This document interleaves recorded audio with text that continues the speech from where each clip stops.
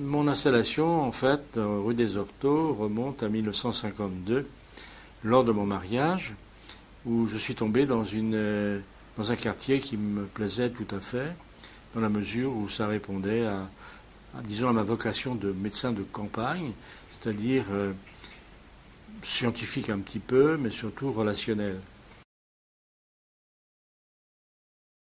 La Réunion, pourquoi? Parce que c'est un quartier mosaïque où il y avait des tas de populations étrangères qui sont petit à petit venues peupler ce secteur.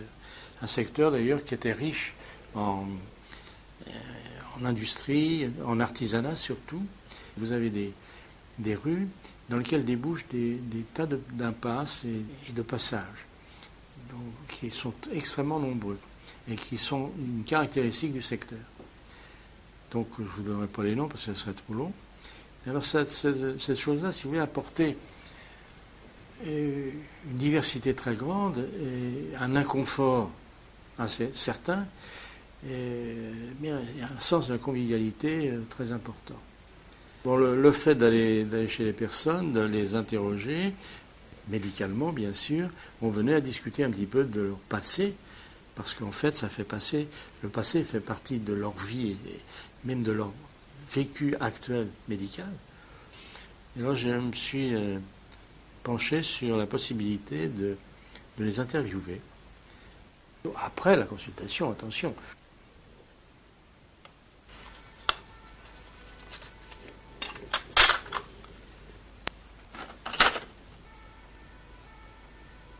Lulu, c'était un vieux copain que j'ai d'ailleurs connu dans le journalisme.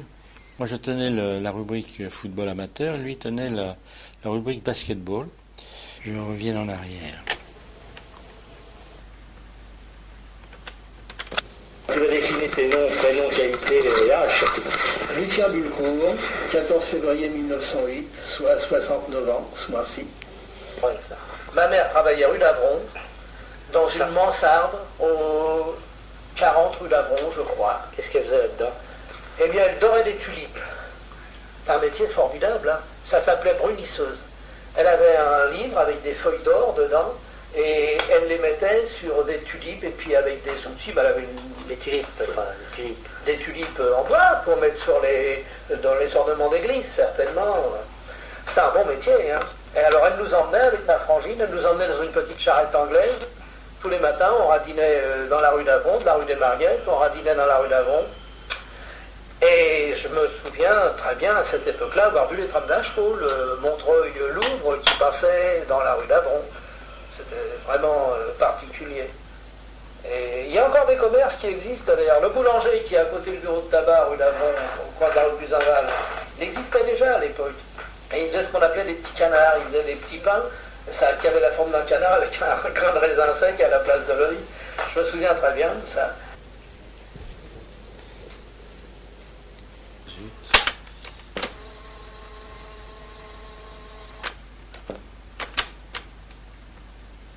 C'était un pavillon dans le fond de la cour. Hein. Non, c'était un immeuble de 2 étages. Ah oui, c'est ça. Oui. C'est un immeuble de 2 étages, on habitait au deuxième à droite. Il y avait 2 pièces, il y avait une salle à manger avec une cuisine prise sur la salle à manger, mais murée quand même, et puis une chambre. Vous étiez combien à vivre là-dedans? Alors au début, on n'était pas beaucoup, au début on était 3, le père, la mère et moi, puis petit à petit il est venu des mômes, à la fin on était 8. Alors il y avait des liquages dans tous les sens, des passe-partout, il y en avait qui couchaient dans la chambre des parents, c'était vraiment un bien. Pas d'eau, pas de gaz et pas d'électricité. La flotte en bas au rez-de-chaussée. Et les water, c'était une fausse d'aisance. Alors quand la compagnie Richer venait vider la fosse, je veux dire que c'était un programme. Il venait la nuit, il venait tous les 3-4 mois. Mais alors l'été, quand on dormait les fenêtres ouvertes, il montait des tuyaux depuis la rue des Vignoles jusqu'au fond de l'impasse. Puis la machine, ça marchait pour aspirer. Puis les gars, ils parlaient. Pour eux, c'était le jour. Hein. C'était les gars qui travaillaient la nuit. Alors pour eux, c'était le jour. Et alors, il n'y avait pas de tout à l'égout, évidemment. Les eaux sales coulaient dans le milieu de l'impasse. C'était comme ça, en cuvette. Et puis les eaux sales coulaient jusqu'en bas, jusque dans l'égout.